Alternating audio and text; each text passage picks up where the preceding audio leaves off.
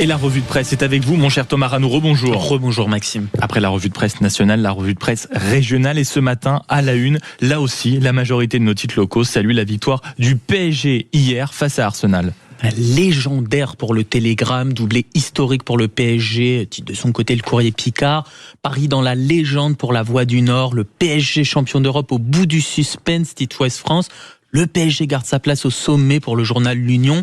La Provence, elle, c'est pas forcément étonnant, rivalité oblige, fait un petit peu grise mine, pas d'une clinquante, seulement un petit encart dédié au match à la 23e page, et peut-être même un peu de mauvaise foi, puisqu'elle parle d'une victoire au tir au but après avoir été sauvée par l'arbitrage en prolongation.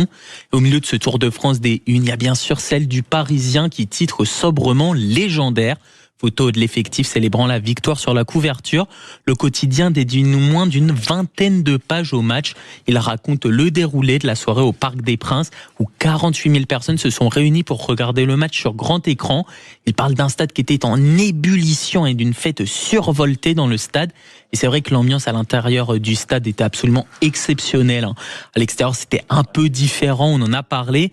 Paris s'est embrasé, écrit le journal. Il décrit une soirée d'euphorie, de fête, mais aussi de débordement, notamment des tirs de mortier, des incendies de vélos ou encore des envahissements du périphérique. Près de 300 interpellations, on le disait, sont à déplorer dans la capitale. Mais tout cela ne remet pas en cause les festivités prévues dans la journée, a indiqué Laurent Nunez.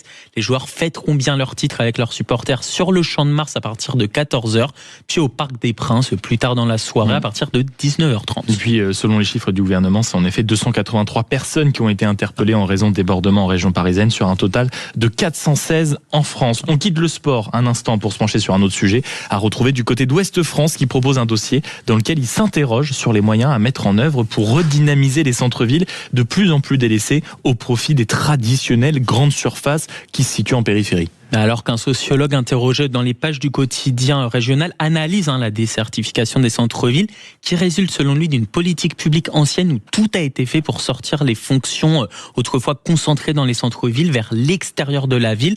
En premier lieu, on parle des logements, puis ensuite il y a les commerces, avec l'émergence des commerces ronds-points, c'est-à-dire les commerces situés en périphérie des villes, autour de grands axes routiers ou de zones commerciales accessibles en voiture. Résultat, depuis plusieurs décennies, les centres-villes se meurent un peu partout en France. Mais Ouest France fait un zoom justement sur des contre-exemples, comme celui de Laval-Armor en Bretagne. La collectivité a fait le choix de geler le développement des zones commerciales en périphérie pour favoriser le commerce de proximité. Une stratégie qui semble porter ses fruits puisqu'aujourd'hui le centre-ville affiche un taux de vacances qui est très faible, de taux de vacances commerciales. Seuls 2% des locaux commerciaux sont inoccupés contre plus de 20% dans certaines villes françaises. D'autres préconisations sont faites pour dynamiser les centres-villes, notamment celle d'inciter les commerçants à faire évoluer leurs horaires d'ouverture, puisqu'ils sont en moyenne ouverts seulement 22% du temps disponible des actifs. Et on finit avec un dernier sujet à retrouver cette fois-ci du côté de Sud-Ouest qui se pose une question. Pourrait-on vraiment se débarrasser à vie des moustiques? C'est clair que cette question des moustiques, c'est vraiment une forme de marronnier, ça revient régulièrement dans l'actualité. Il faut dire que ces insectes, ils nous empoisonnent bien la vie par moment, d'autant qu'au-delà du désagrément que peuvent causer les piqûres, ils sont aussi vecteurs de maladies. Alors un monde sans moustiques, est-ce possible ? Eh bien, en réalité, non, pour une raison simple, c'est qu'ils sont essentiels à la biodiversité. Ils servent notamment de nourriture à de nombreuses espèces, comme les oiseaux, les chauves-souris, les poissons, ou encore les amphibiens. En résumé, éliminer les moustiques de la planète serait à la fois très difficile et potentiellement néfaste pour les écosystèmes.